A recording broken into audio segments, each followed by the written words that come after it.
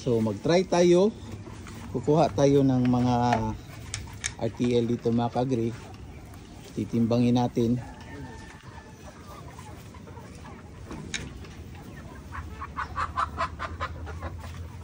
Ayan. Try natin to. Okay, ayan. 1.260. Almost 1.3 kilos.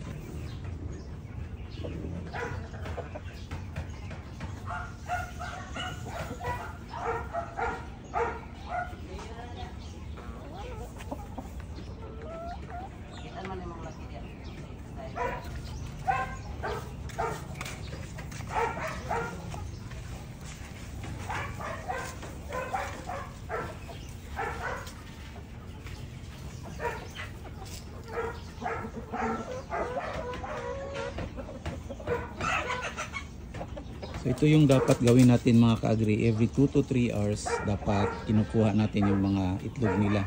Kasi the more na matagal natin kinukuha yung mga itlog nila, taas yung tsansa na hindi po mapipisa yung mga itlog. So para fresh, 2 to 3 hours kolekta na agad. Tapos ilagay sa chiller o sa room temp. Atik-atik pag kaglubog-lubog diya. Dito wala. Doon sa kabila tayo.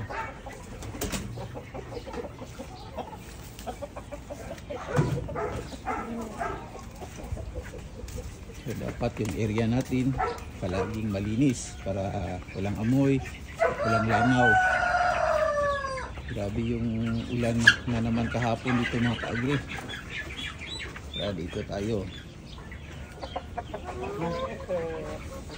Wala pa.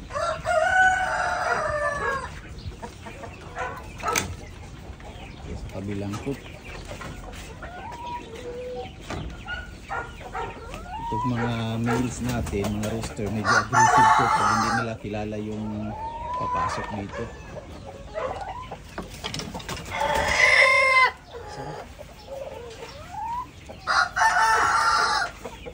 So sa na-observe namin dito, pag mainit yung panahon mga ka-agri, malakas nila mangitlog. Pag umuulan, medyo konti yung na-harvest natin mga ka-agri.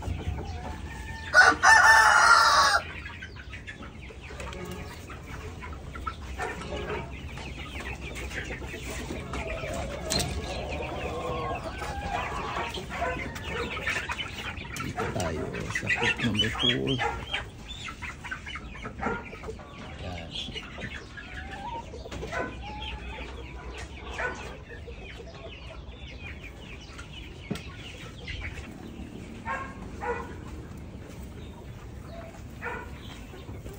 So ito yung mga RTL natin dito.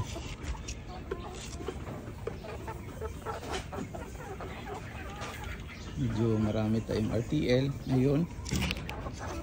Ayan.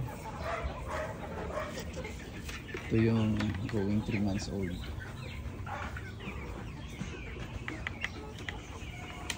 Saka mga breeders natin ka-agri. Marami tayo dito.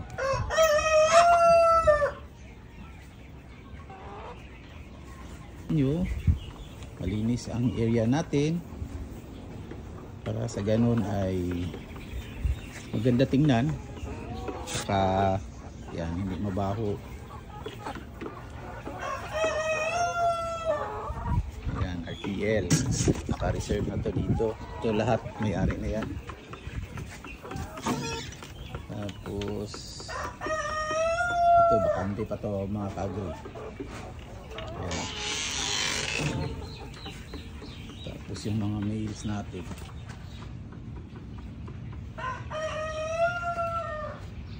yan sila.